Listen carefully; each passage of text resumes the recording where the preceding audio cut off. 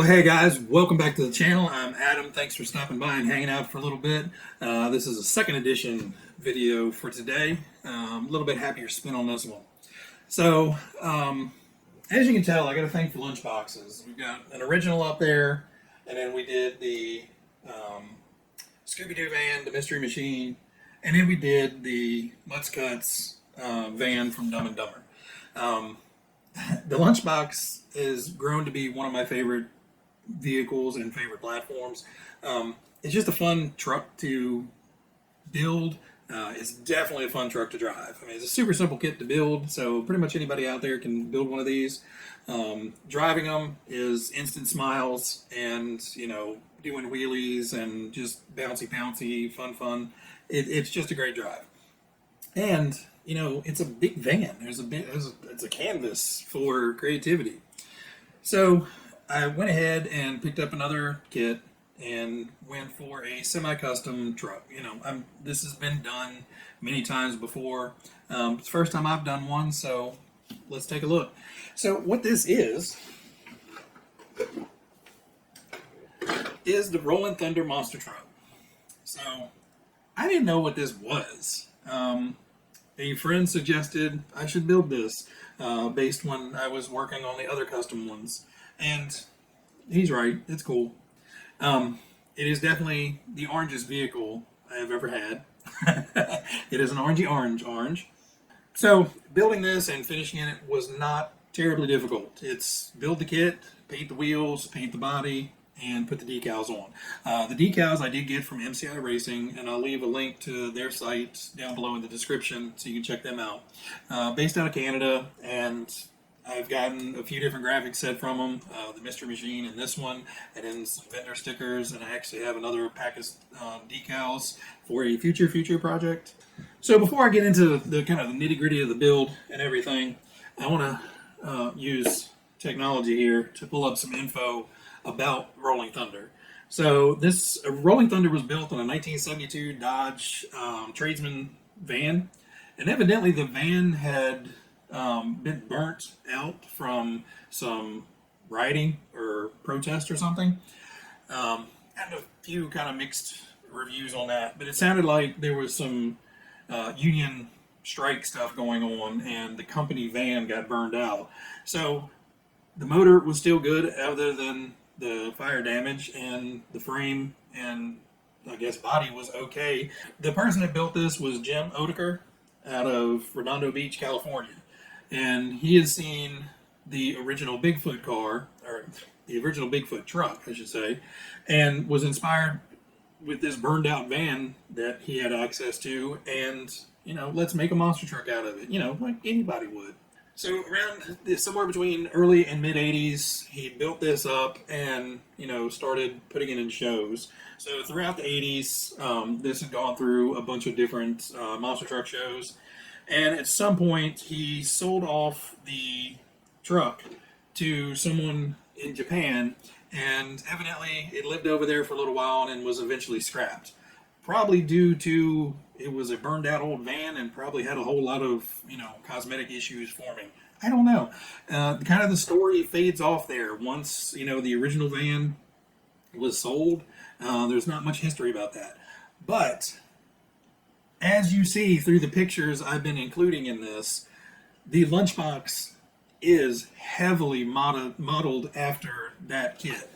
I think the van actually has a triple bumper, but it has this same brush guard, double bumper style, the side pipes, the big tube bumper in the rear, and just overall a monster truck van. So I don't know the story of how this was inspired by that truck. I don't know whether the guy that bought it, said, "Hey, Tamiya, build this," or was the guy over there from Tamiya and was like, "We need to build that van. Bring it over."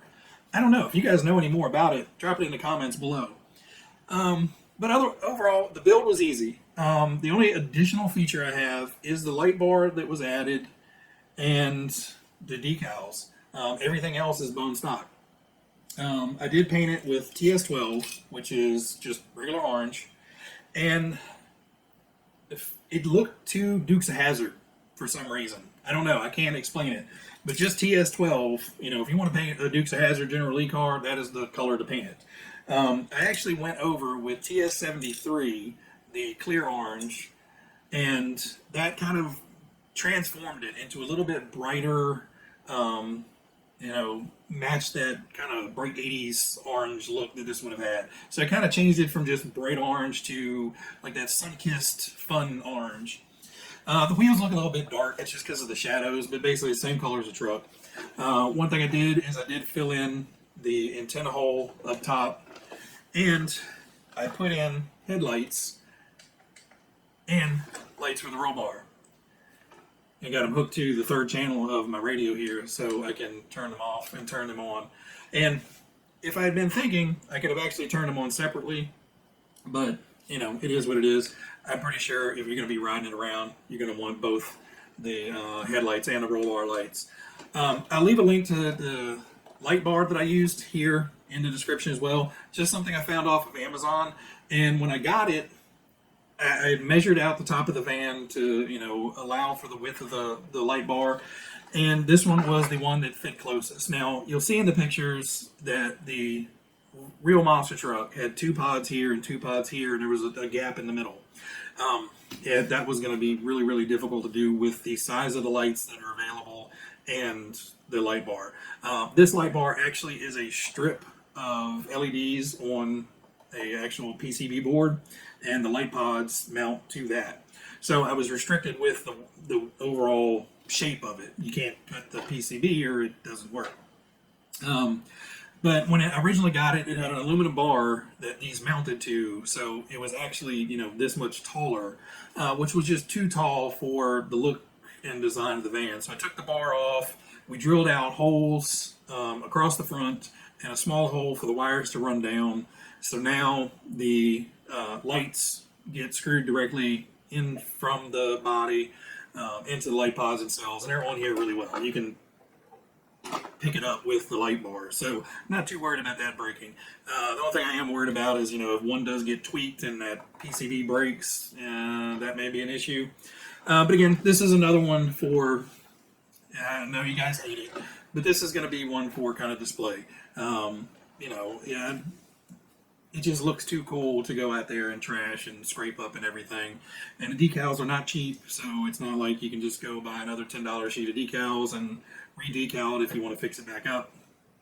Anyway, no run video on this one. It's a little bit rainy outside.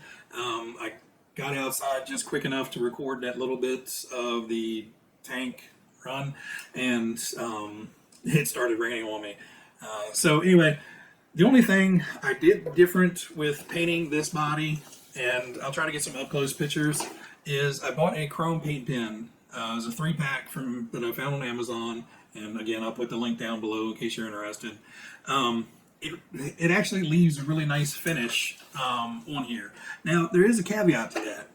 I did have an issue where you put the paint marker on, and you're trying to like paint it back and forth, and it would leave big streaks to where, you know, it puddled kind of on the outside of the paint tip and in the middle where you're actually rubbing it on the body. And, you know, it's because it was on these kind of sharp edges or abrupt edges that it would leave a little bit of a streak, and you'd have to kind of go back in and kind of fiddle with it to get it to go. But 2 coats of the chrome on here, and it actually looks really, really nice. It's not as smooth and shiny as the chrome finish on, you know, the plastic parts, but it's a whole lot better than the X18, you know, chrome paint you can get from Tamiya.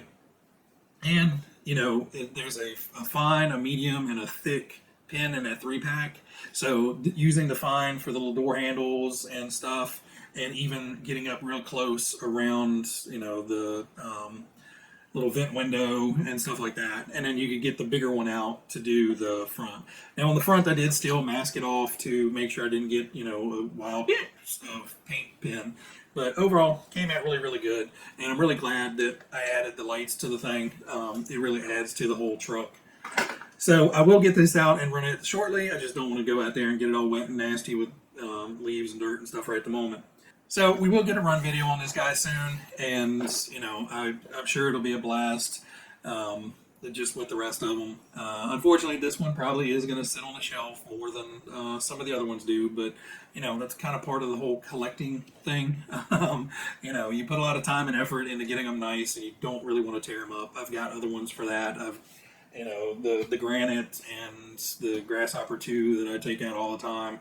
Those are the workhorses. Those are the ones that get beat up, and I don't mind flipping them into a tree. This I would cry a little bit inside if I flipped it over on the gravel or something and put big scratches in it. But anyway, guys, everybody out there, be happy, be healthy, be safe, and I will catch everybody on the next episode. And again, drop any comments down below if you know anything more about this truck, or if you just have any questions about the build. All right, guys, see you later. Bye.